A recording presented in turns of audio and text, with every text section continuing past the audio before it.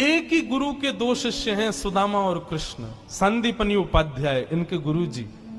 लेकिन एक शिष्य सोने की नगरी का राजा है, पूरे विश्व का अधिपति भगवान है, और एक शिष्य एक फूटी सी झोपड़ी में रहता है। एक बार संदीपनी विद्यालय में जब कृष्ण सुदामा पढ़ते थे तब भृगु ऋषि पधारे, सबसे क्रोधी ऋषि, और आकर के गुरु माँ से भिक्षा मांगी। माते भिक्षाम देही, माता भिक्षा प्रदान करो। माँ ने मन में विचार किया कि अभी सामग्रियां तो इतनी नहीं कि मैं भिक्षा दे सकूं, मना कर दिया। बोले भगवान आप कल आ जाना, आज तो भिक्षा के लिए सामग्री नहीं है, शाम को जब आ जाएगी तो कल आपको प्रदान कर दूंगा। अब भृगु ऋषि तो क्रोधी, उनको तो जब मांगे तब चाहिए।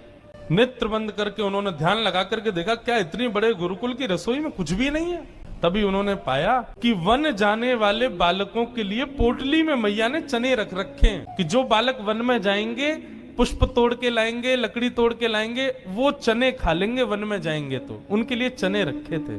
भृगु ऋषि बोले बालकों की ज्यादा चिंता है, एक ऋषि द्वार पर आया उसकी चिंता नहीं है। थोड़ी दूर जाकर के अपने कमंडल के जल से श्रापित कर दिया, जो भी उन चनों को खाएगा वो लक्ष्मीहीन हो जाएगा, उसके जीवन से लक्ष्मी चली जाएगी, वो निर्धन हो जाएगा। जिस समय भृगु ऋषि श्राप दे रहे थे, सुदामा जी वहीं एक वृक्ष के पीछे बैठ करके कुछ पुष्प तोड़ रहे थे। जैसे ही श्राप दिया, सुदामा जी पहले तो चाहते थे कि मैं जाकर के ये संकेत कर दूं कि भाई उन चनों को मत खाना, उनको शाप लगा है। लेकिन तभी गुरुकुल जाते समय देखा कि सामने से अपने दोनों कमर पर पोटलियां बांध करके कृष्ण चले आ रहे हैं। सुदामा जी बोले लाला कहां जा रहे हो? बोले आज तोकू और मोकू वन में जावे की सेवा मिली है, मोए और तोए वन से पुष्प और तुलसी तोड़ के लानी है, लकड़ी तोड़ के लानी है। चल देख, गुरु मैया ने वन में खावे के काजे चना भी दिए, दोनों प्रेम से पाएंगे और प्रेम से वहां से बढ़िया सब कछु लेके आएंगे। आज बालकन में हमारो नंबर आया हो वन में जावे को। सुदामा जी की नजर पोटलियों पर पड़ी, बोले कन्हैया कहीं खा नहीं ले, फेंक देंगे तो कहीं अंकुरित होके वृक्ष बन गए, कोई भी खाएगा तो लक्ष्मीहीन हो जाएगा, मेरो कन्हैया खा लेगो तो लक्ष्मीहीन है जाएगो। सुदामा जी जिद करने लगे, बोले सुन तू बाकी के सामान रख अपने पास, ये पोटली मोह दे दे मैं बांधू अपने कमर पे। ठाकुर जी बोले क्यों, मैंने बांध तो रखी। बोले तेरो भरोसा ना है, तो को भूख लगेगा तो मेरे बटके ने खा जाएगो, मोकूद है, जब भूख लगेगी तो दोनों बांट के खाएंगे। और जिद करके सुदामा जी ने दोनों पोटली अपने पास रख ली। वन में वृक्षों की लकड़ी तोड़ रहे हैं, पुष्प तोड़ रहे हैं, फल तोड़ रहे हैं। सुदामा जी मौका ढूंढ रहे हैं, कब मौका मिले मैं भागूं एकांत में चने खा लूं। तभी जोर की बारिश होने लगी। बारिश के कारण ठाकुर जी तो एक वृक्ष के नीचे जाकर के खड़े हो गए। अरे आजा सुदामा यहीं खड़ो है जा, बहुत वर्षा है रही है। पर सुदामा जी एक बगल में एक और विशाल वृक्ष था, उसके ऊपर चढ़ गए, डाल पर जाकर के बैठ गए। वर्षा हो रही थी, ठाकुर जी एक वृक्ष के नीचे खड़े हैं, दूसरे वृक्ष के ऊपर सुदामा जी बैठे हैं। सुदामा जी बोले यही सही समय है, और पोटलियां खोल करके सुदामा जी खाने लगे। ठाकुर जी ने देखा, ए सुदामा मेरे उचना है बा में, खा मत जाइयो, रुक जा बरसा रुकंद मैं हूं, आ रहा हूं ऊपर। लेकिन सुदामा जी के नेत्रों से आंसू गिर रहे हैं। बोले लाला तू सदा प्रसन्न रहे, मेरे बट की लक्ष्मी भी तेरे पास आ जाए, तेरे जीवन में कभी कोई कष्ट नहीं आवे, मेरे लाला को कभी रोनो नहीं पड़े, कभी उदास नहीं हो, कभी दुखी नहीं हो, यही मेरी मित्रता को उपहार मैं अपने कृष्ण को देना चाहूं। और उपहार के रूप में सुदामा जी ने मानो अपने जीवन में प्राप्त होने वाली समस्त लक्ष्मी भी श्री कृष्ण के चरणों में पधरा दी, और दोनों पोटली के चने स्वयं सुदामा जी खा गए। द्वारिकाधीश कृष्ण उस दिन तो सोच रहे थे कि सुदामा तूने एक बार भी विचार नहीं किया कि मेरे भी चने थे उसमें, पा गया। सुदामा जी क्षमा मांगने लगे, बोले माफ कर दे लाला, भूख ज्यादा लगी हमारे, खा गए हो, लेकिन वास्तविकता कौन जाने। सुदामा जी महाराज फटी टूटी झोपड़ी में रहते हैं, उधरी हुई धोती पहनते हैं, अन्न जल का तो कोई ठिकाना ही नहीं है, ऐसे घर में रहते हैं।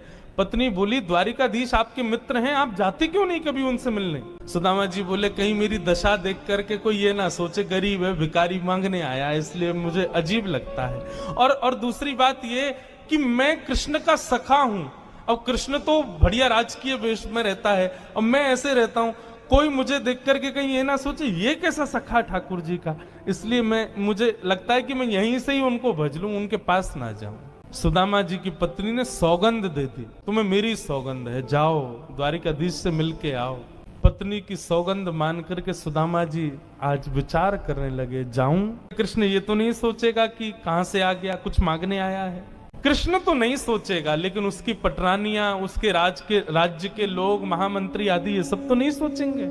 सुदामा जी को बहुत संकोच हो रहा है, लेकिन पत्नी की सौगंध है तो निकल पड़े।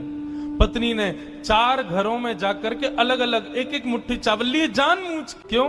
ताकि जब ये पोटली द्वारिकाधीश देखेंगे तो अलग अलग प्रकार के चावलों को देख के पहचान जाएंगे कि एक दाना भी सुदामा के घर का नहीं है। थोड़ी तो कृपा करेंगे मेरे ऊपर। सुदामा जी पोटली दबाए निकल पड़े। सुदामा जी महाराज धीरे धीरे चल करके द्वारिका की ओर जा रहे हैं। चलते चलते महीनों बीत गए सुदामा जी को। तभी एक व्यक्ति से बोले, भैया द्वारिका नगरी कितनी दूर रह गई है अभी यहाँ से?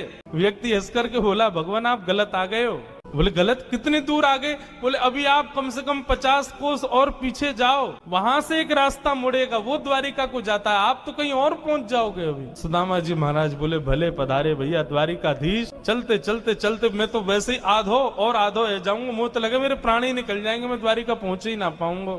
अब लाला तू वैसे तो हमारे हृदय में बैठो है, चल के तो हम पता ना कब पहुंचेंगे, लेकिन लाला तेरी अगर इच्छा हो तो तू ही बुला ले अब मुंह को। और ऐसा कह के सुदामा जी वहीं एक वृक्ष के नीचे लेट गए। जैसे ही लेटे थोड़ी बहुत देर में ही उनको थोड़ी ध्वनि सुनाई देने लगी।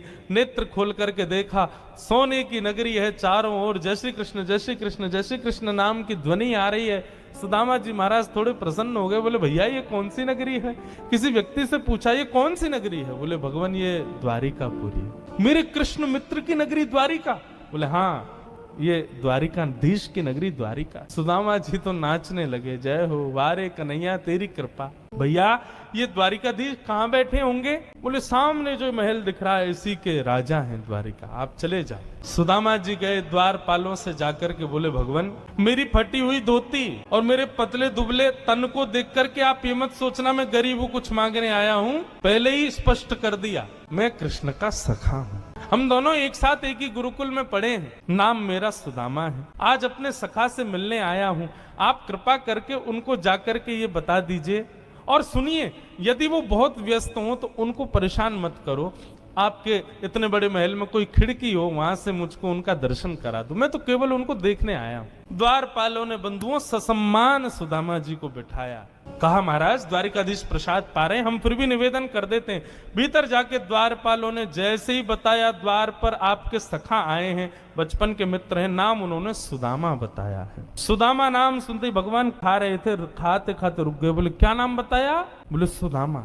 मेरे बचपन के सखा सुदामा आए हैं बाहर? बोले हाँ नाथ सुदामा जी आए। आप प्रसाद पा लीजिए, हमने उनको कह दिया है आप जब निवृत्त हो जाएंगे तब दर्शन कराएं। भगवान बोले प्रसाद ये आवश्यक है? मेरे मित्र आए सखाएं बाहर खड़े, तुम उनको बाहर ही छोड़ के आ गए। भगवान आज पहली बार बीच प्रसाद से उठ गए, दौड़े। महामंत्री, सेनापति, पत्नियां सब दौड़ रही हैं। ऐसा कौन आ गया जिसके लिए भोजन छोड़ के भागे? द्वार पर दीनहीन सी अवस्था है, सुदामा जी खड़े। भगवान ने जाकर के हृदय से लगा ली। बार बार उनके मुख को देखते हैं, फिर हृदय से लगाते हैं, फिर देखते हैं, फिर हृदय से लगाते हैं। अपने गले में गलवैयां डाल करके लेकर के चल रहे हैं। फिर चलते चलते पता नहीं क्या होता है, ठाकुर जी फिर रोकते हैं, फिर हृदय से लगा लेते हैं, फिर चलते हैं, फिर हृदय, बार बार हृदय से लगा रहे हैं और रोने लग रहे हैं ठाकुर जी। रुक्मणी आदि पटरानियों ने ऐसा दृश्य पहले द्वारिका में कभी नहीं देखा। सुदामा जी को ले जाकर के द्वारिका के सिंहासन पर बिठाया।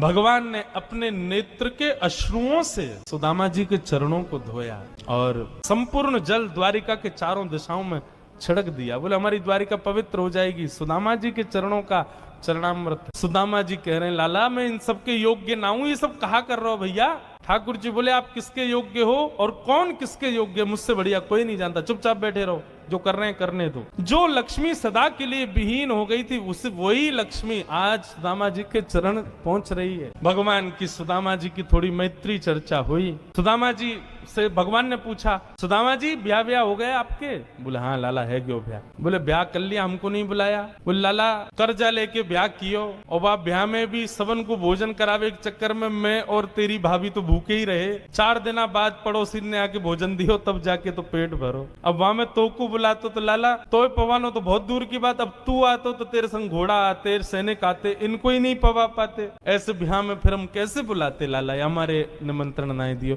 मेरी छोड़ और लाला तू बता तेने ब्याह कर लियो? भगवान बोले हमारे ब्याह की मत पूछो, जैसे आपका ब्याह बताने लायक नहीं ऐसे हमारे ब्याह भी बताने लायक नहीं। बोले नहीं नहीं लाला बता ब्याह भयो कि नहीं? भगवान बोले हो गया। अच्छा भाभी कहाँ है? चलो मिलवाएं भाभी से। बोले यहीं बुला दो। बोले नहीं बड़ी जगह चाहिए भाभी से मिलने के लिए। बोले क्यों? बोले अब चलो पता चल जाएगी। विशाल एक सभागृह था, सुधर्मा सभा, और उसमें महाराज असंख्य जहां तक देखो भगवान की पत्नियां खड़ी हैं, घूंघट सिर पर रखा है, इतनी सारी माताएं बहनें दूर दूर तक सिर दिख रहे हैं, लाल लाल साड़ी पहने भगवान की सब पत्नियां। सुदामा जी बोले द्वारिका की सब माताएं बहनें दर्शन करने आ गई महात्मा का। सुदामा जी बैठ गए, भगवान ने इशारा किया आओ एक एक करके सब प्रणाम करो। मैं रुक्मणी प्रणाम, देवी चरसो भाग्यवती रहो। मैं जामवती प्रणाम, देवी चरसो भाग्यवती रहो।